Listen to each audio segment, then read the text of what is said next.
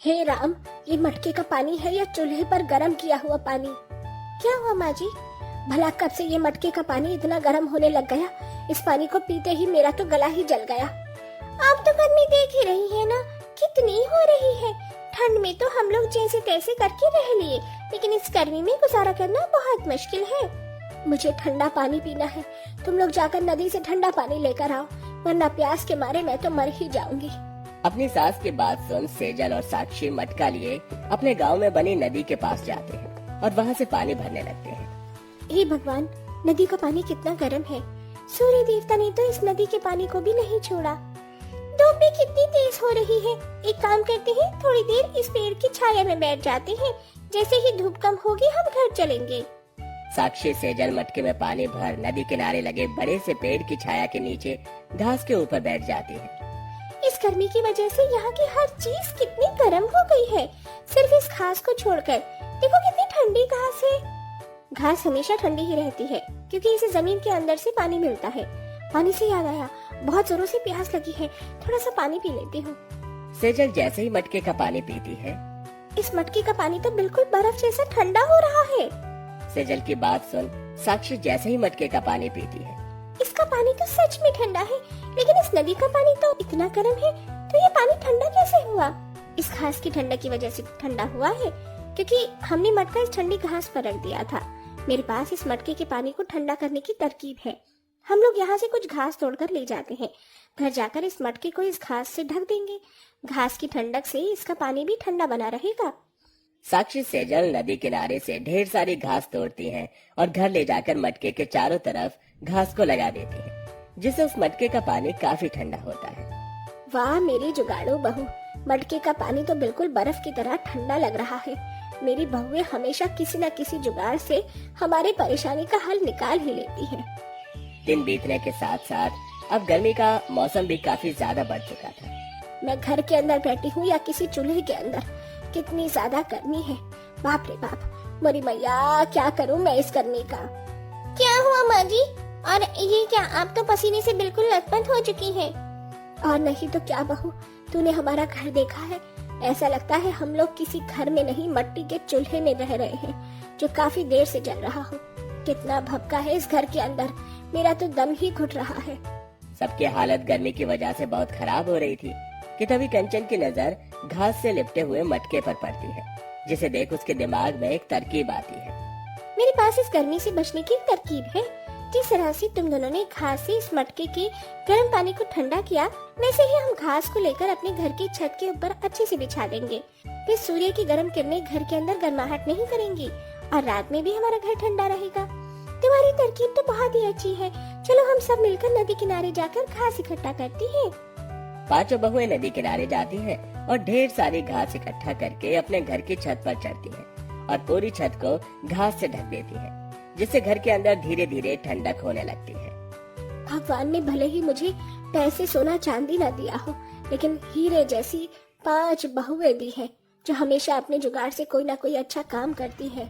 बढ़ती गर्मी को देखकर पांचों बहुएं घास की मदद से जुगाड़ करना शुरू कर देती हैं।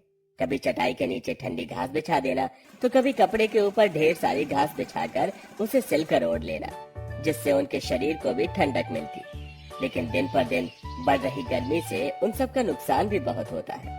हाय हाय माँ जी, ये सारा का सारा दही तो सब सड़ गया है। कितनी गंदी बदबू आ रही है इसमें से। वो तो खराब होगा ही बहू। अगर हमारे घर में भी आज फ्रिज होता तो रोज रोज ऐसे सब्जियां दही खराब नहीं होते। घासी बर्तनों को अच्छे से ढकने के बाद भी इस गर्मी की कहर से ये सब्जी और दही नहीं बच सकती। इन लोगों से कितनी बार कहा है कि नया नहीं तो एक पुराना ही फ्रिज ले आओ, लेकिन मजाल है इन लोगों के कान पर जू रहेंगे। अरे फ्रिज तो बहुत दूर की बात है। कितने दिन हो गए इन लोगों से कहते हुए कि एक पंखा ही ले आओ। अब तो इस गर्मी में सोना भी हराम हो गया है। अरे पैसे तो पेड़ पर उगते हैं ना, जो तुम लोगों के फरमाइश करते ही सारी चीज हम तुम्हारे सामने हाजिर कर देंगे। हम कितने मुश्किल से खेत में काम करते हैं, ये हमें ही पता है। अब तो खेती करना भी बहुत मुश्किल हो गया है। मुझे नहीं लगता कि हम ज्यादा दिन और इस गर्मी में खेती कर पाएंगे। मेरी मानो तो हम सब लोग बाहर चलते हैं नौकरी करने के लिए। लेकिन बेटा, तुम लोग बाहर कहाँ जाओगे? और बाहर जाने के लिए पैसे भी तो चाहिए। आप पैसों की चिंता मत करो, हम सेठ से कुछ पैसे उधार ले लेंगे और जैसे ही शहर से लौटेंगे तो उनके सारे पैसे लौटा देंगे। अब तो बस हमें बाहर जाने की तैयारी करनी चाहिए। पांचों भाई अब पैसे कमाने के लिए गांव के सेठ से कुछ पैसे लेते हैं और सीधा शहर चले जाते हैं। वहीं अब माधवी अपनी पांचों बहुओं के साथ अकेले रह जाती है और गर्मी का सामना करती है। मेरी कमर।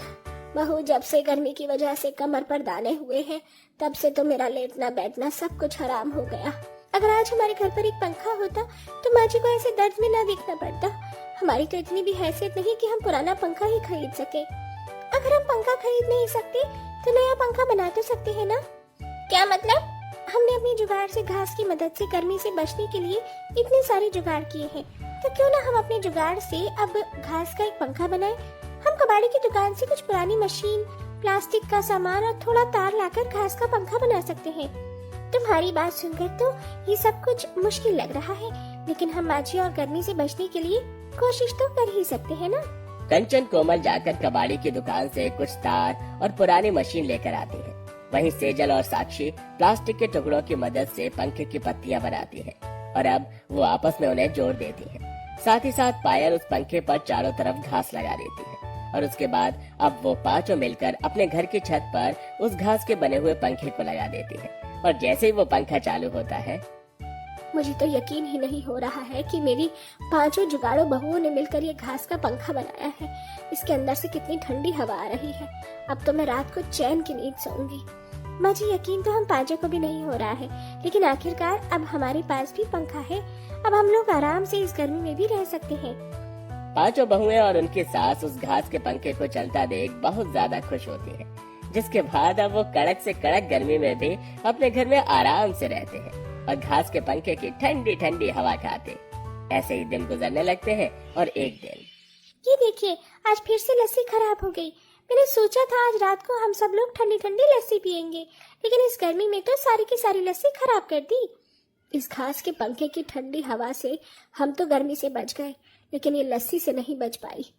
जिस तरह से तुम लोगों ने ये घास का पंखा बनाया है, वैसे ही काश घास का फ्रिज भी बना पाते। क्या क्या कहा माँ जी आपने? घास का फ्रिज? ये हमने पहले क्यों नहीं सोचा? हम जब घास का पंखा बना सकते हैं तो घास का फ्रिज क्यों नहीं? बाकी चारों बहुओं को भी पायल का आइडिया काफी ज्यादा पसंद आता है, जिसके बाद अब वो लोग फिर से कबाड़ी की दुकान से एक पुराना खराब फ्रिज लेकर आते हैं और उसे अच्छे से साफ करके उसके चारों तरफ घास लगा देते हैं और साथ ही साथ उसकी वायर को भी ठीक कर देते हैं। घास लगाने के बाद उस पर ठंडा पानी छिड़कते हैं और अब वो घास का फ्रिज चलने लगता है। इस घास की मदद से हम लोगों को इस फ्रिज के अंदर कोई भी गैस नहीं भरवानी पड़ी और देखो ये फ्रिज कैसा चल रहा है। अब तो हमारे खाने पीने की चीजें भी इस गर्मी से बच गई। अब उन सबकी अपने जुगाड़ से बने हुए घास के फ्रिज और पंखे की मदद से गर्मी से छुटकारा मिल चुका था। ऐसे ही एक दिन, क्या बात है माधवी बहन, कल तक तो तुम्हारे घर में एक हाथ का पंखा भी नहीं था और अब ये घास का पंखा और फ्रिज। अरे ये घास का फ्रिज और पंखा तो मेरी पांचों बहुओं ने अपने जुगाड़ से बनाया है। मेरी बहुएं तो लाखों में एक है। क्या सच में ये घास का फ्रिज है और पंखा तुम पांचों ने बनाया है? क्या ये तुम मेरे लिए भी बना सकती हो? हाँ हाँ, और एक मेरे लिए भी ये घास का पंखा जरूर बनाना। पांचों बहुएं मिलकर अब उन दोनों के लिए घास का फ्रिज और पंखा बनाती है, जिससे उन्हें अच्छे खासे पैसे मिलते हैं। और इसी के साथ अब गांव में पांचों बहुएं अपने जुगाड़ से घास का फ्रिज और पंखा बनाने के लिए फेमस हो जाती हैं और अब उनसे हर कोई कम कीमतों में घास का फ्रिज और पंखा बनवाते हैं, जिससे अब धीरे धीरे उनकी गरीबी हालत ठीक होने लगती है। ऐसे ही कई दिन गुजर जाते हैं और अब पांचों भाई भी वापस लौट आते हैं। अरे, जो हम लोग नहीं कर पाए वो तुम पांचों ने कर दिखाया। हमें तुम पर बहुत गर्व है। और मुझे भी। अब पांचों भाई गांव में ही अपना काम शुरू कर देते हैं और वहीं पांचों बहुएं भी अपना घास का बना हुआ पंखा और फ्रिज बनाने का काम जारी रखती हैं।